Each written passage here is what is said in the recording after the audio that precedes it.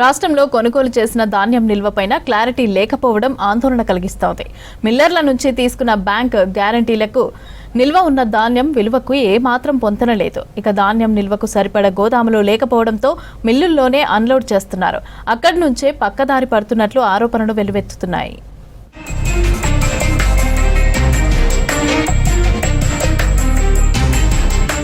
రాష్ట్ర వ్యాప్తంగా ప్రభుత్వం కొనుగోలు చేసిన లక్షల టన్నుల ధాన్యం భద్రత ప్రశ్నార్థకంగా మారింది. గత వానాకాలం ప్రస్తుత యాసంగి సీజన్లకు చెందిన 25,000 కోట్లకు పైగా విలువైన ధాన్యం రాష్ట్ర వ్యాప్తంగా 2,000 రైస్ మిల్లుల్లోనే నిల్వ ఉంది. మిల్లర్ల నుంచి తీసుకున్న బ్యాంక్ గ్యారంటీలకు నిల్వ ఉన్న ధాన్యం విలువకు ఏమాత్రం పొంతనలేదు. బ్యాంకు గ్యారంటీల కన్నా ఎన్నో రేట్ల విలువైన వుడ్లు మిల్లులో ఉన్నాయి. ఈ యాసంగిలో 90 లక్షల టన్నుల ధాన్యం సేకరించాలని ప్రభుత్వం టార్గెట్గా పెట్టుకుంది. అంతే ధాన్యాన్ని నిల్వ చేయడానికి సరిపడా గోదాములు లేక మిల్లుల్లో అన్లోడ్ చేస్తోంది. కొందరు మిల్లర్లు ఈ పరిస్థితిని ఆసరా చేసుకుని ధాన్యాన్ని బ్లాక్ మార్కెట్కు తరలిస్తున్నారన్న ఆరోపణలు ఉన్నాయి.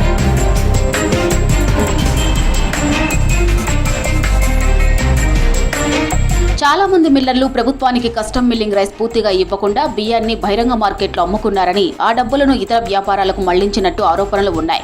విజిలెన్స్ టాస్క్ ఫోర్స్ తనిఖీల్లో ప్రభుత్వం ఇచ్చిన ధాన్యానికి మిల్లుల్లో నిల్వలకు మధ్య భారీ తేడాలు బయటకొచ్చాయి. 2022-23 యాసంగి సీజన్కు సంబంధించి లక్షల టన్నుల ధాన్యం మాయమవటం సంచలనంగా మారింది.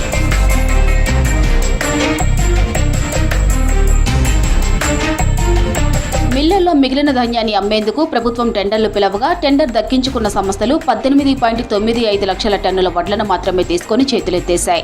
మిగిలిన 19.5 లక్షల టన్నుల వడ్లకు సంబంధించి 4,263 కోట్లకు పైగా మిల్లర్ల నుంచి వసూలు కావాల్సి ఉంది.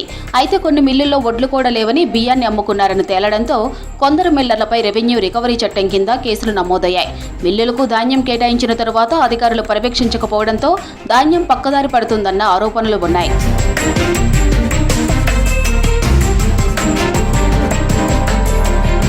గడువులోకి బియ్యం అప్పగించేలా జిల్లా స్థాయి సివిల్ సప్లైస్ అధికారులు చర్యలు తీసుకోవడం లేదు. మిల్లర్లకు కొందరు అధికారులు సహకరించడం వల్లనే అక్రమాలు జరుగుతున్నాయని చెప్పారు.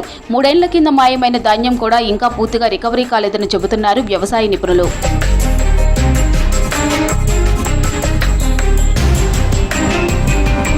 అటు మిల్లుల్లో ధాన్యం ఉంచడం అంత భద్రం కాదని నిపుణులు చెబుతున్నారు. ప్రభుత్వం పీపీపీ పద్ధతిలో పెద్ద ఎత్తున గోదాములు నిర్మించి ధాన్యాన్ని నిల్వ చేయాలని సూచిస్తున్నారు. మిల్లులకు పరిమితంగా ధాన్యాన్ని తరలించాలని, సీఎంఆర్ అప్పగించిన తరువాత మిగతా ధాన్యాన్ని ఇస్తేనే అక్రమాలకు అడ్డుకట్ట వేయవచ్చని చెబుతున్నారు. శాస్త్రీయ విధానాలతో గోదాముల్లో నిల్వ చేసే ధాన్యం నాణ్యత కాపాడవచ్చని, మార్కెట్ పరిస్థితుల ఆధారంగా మంచి ధరలకు అమ్మే అవకాశం ఉంటుందని చెబుతున్నారు. అక్రమాలకు పాల్పడిన మిల్లర్లతో పాటు వారికి సహకరించిన అధికారుల మీద కూడా కఠిన చర్యలు తీసుకోవాలని డిమాండ్ చేస్తున్నారు. ధాన్యం కేటాయింపు నుంచి సీఎంఆర్ రికవరీ వరకు పూర్తిస్థాయి డిజిటల్ ట్రాకింగ్ వ్యవస్థ అమలు చేయాలని, ప్రతి మిల్లులో జీపీఎస్ ఆధారిత నిల్వ పర్యవేక్షణ ఉండాలని సూచిస్తున్నారు.